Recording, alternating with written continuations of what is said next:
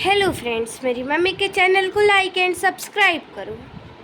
भोला खोला मंदिरवा खेलबा होली, भोला खोला मंदिरवा खेलबा होली।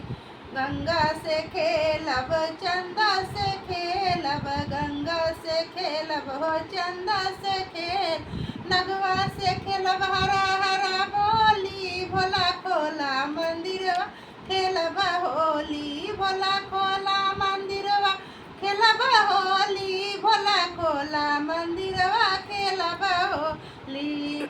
डमरू से खेलब तिरसुलवा से खेलब, डमरू से खेलब तिरसुलवा से खेल, बिछुआ से खेलब हरा हरा बोली। भोला खोला मंदिरवा खेलबा होली, भोला खोला मंदिरवा खेलबा होली।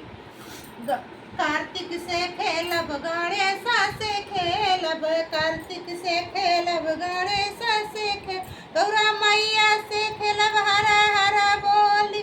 भोला खोला मंदिरवा खेलब होली, भोला खोला मंदिरवा खेलब होली।